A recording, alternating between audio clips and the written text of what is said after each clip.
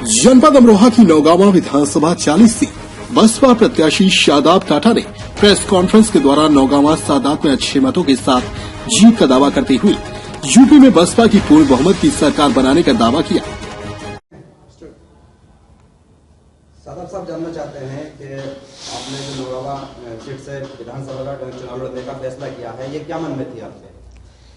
देखिए, नौगांवा विधानसभा क्योंकि आपको मालूम ही है कि हसनपुर के करीब से शुरू हो जाती है और हसनपुर विधानसभा और नौगांवा विधानसभा कोई अलग अलग नहीं है, बस खाली एक रोड का फर्क है।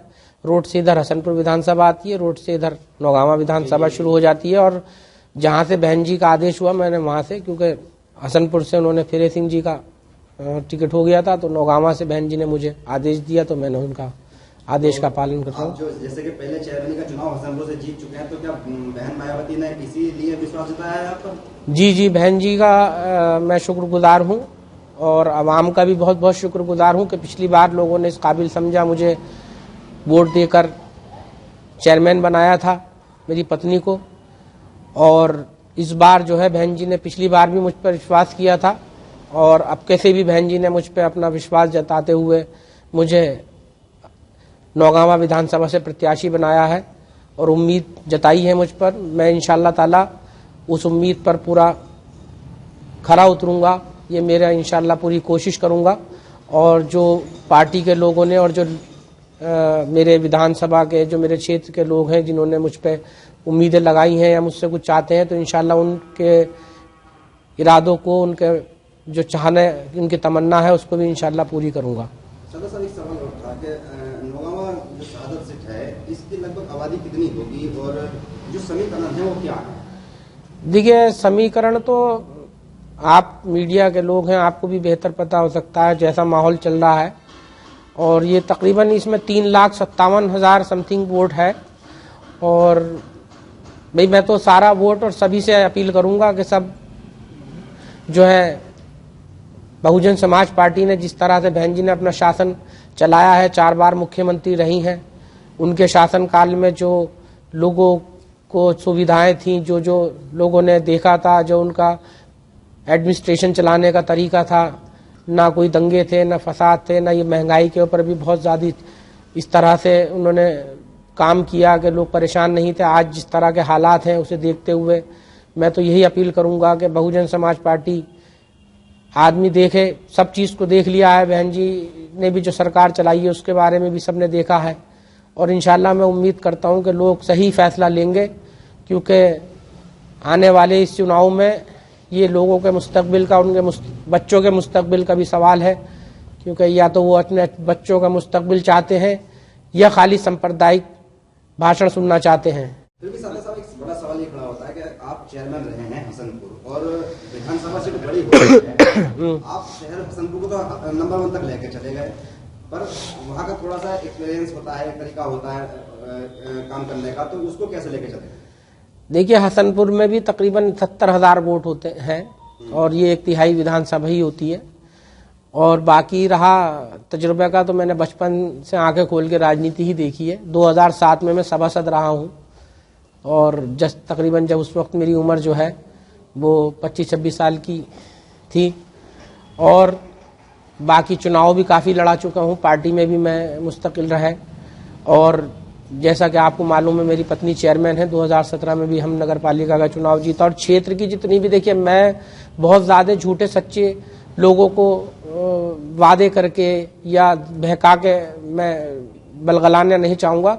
मैं जो, हाँ, शहर उनकी विधानसभा की जो हमारा जो विधानसभा कॉन्स्टिट्यूंसी है उसकी जो असली जो परेशानियां होती हैं कि कहीं स्वास्थ्य के लिए, कहीं एजुकेशन पर, और जो भी मेन इंफ्रास्ट्रक्चर है उसको बेहतर करने की कोशिश करूंगा इंशाल्लाह। और जो यहाँ पर हमारी विधानसभा में जो वहाँ पर कमियां हैं और जो चीज़ों की ज़रूरत है वाकई आवाम को, वो चीज़ के लिए मैं मुस्तकिल कोशिश करूंगा और उसको इंशाल्लाह आवाम तक पहुंचाने की कोशिश करूंगा। बाकी अन्य पार्टियों में हालांकि सवाल तो हमें नहीं करना चाहिए, पर घमासान बड़ा हो रहा है, कभी समाजवादी का टिकट बदला जाता है, कभी किसी और का भी टिकट बदला, काफ़ी टिकट बदले गए हुए वहाँ पर, काफ़ी लोगों के नाम आपने भी सुने होंगे।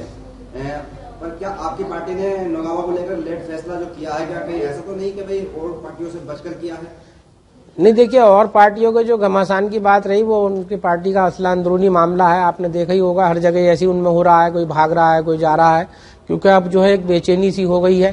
पहले मीडिया जो है बहुत सी चीज़ों में हमारी सीटें का एक जो अंदाजा था उन्हें कम लग रहा था, लेकिन अब कुछ मीडिया चैनल साहब बता ही रहे हैं कि बहन जी जो है, जैसे पहले सोशल इंजीनियरिंग के जरिए बहन जी ने सरकार बनाई थी, अब कैसे भी बहुजन समाज पार्टी की सरकार बनने जा रही है।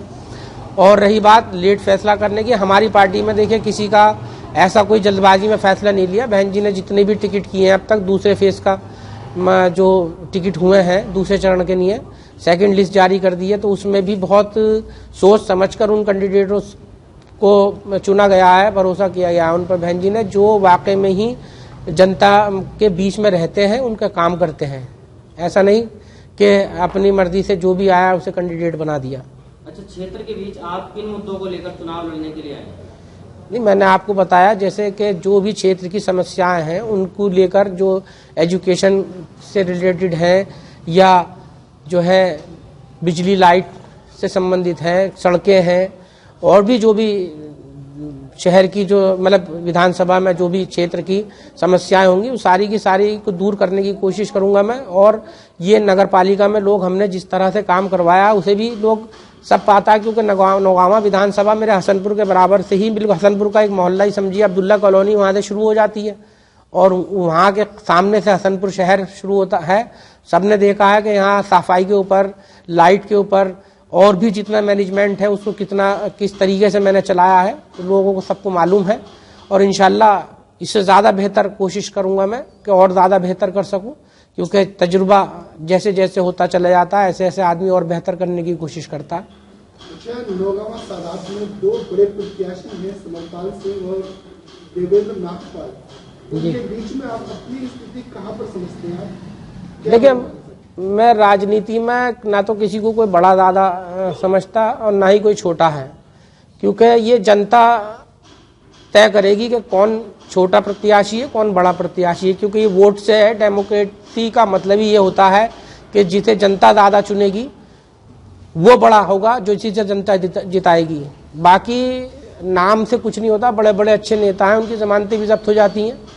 तो मैं इंशाल्लाह जब पूरे आवाम पे यकीन है कि वो मुझे इंशाल्लाह ताला इस काबिल समझेगी तो ज़्यादा से ज़्यादा वोटों से जिताएंगे। और जो लोग ये बड़े नाम हैं, मैं इनके बारे में ज़्यादा डिस्कस नहीं करूंगा, ना किसी को। देखिए, ऐसा है जिसमें खुद कमी होती है वो दूसरों की कमियों को ज़्यादा ढूंढता है। मैं अपनी कमियों को देखकर उन्हें सुधारने की कोशिश करता हूँ।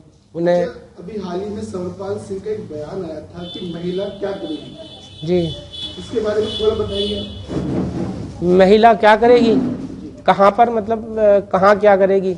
अपर्णा यादव को लेकर समरपाल सिंह ने एक बयान दिया था अभी। ये बेवकूफ़ी भरा बयान है। उन्हें यह शायद मालूम नहीं कि उनकी जो माताश्री होंगी वो भी महिला ही होंगी, उनकी जो वाइफ है वो भी महिला ही है, उनकी बेटी जो है वो भी महिला ही है। तो महिलाएं जो हैं आजकल किसी भी फील्ड में पीछे है नहीं। और बहन जी ने जो शासनकाल चलाकर दिखाया है उसे देखते हुए ये बात खैर कहनी अर्पणा यादव के लिए तो मैं कुछ नहीं कहूँगा, क्योंकि वो उनका फैमिली मैटर है बीजेपी में, और उनमें आपस में जैसे कहते हैं ना नूरा कुश्ती चल रही है, तो वो ए टीम और बी टीम का मामला है।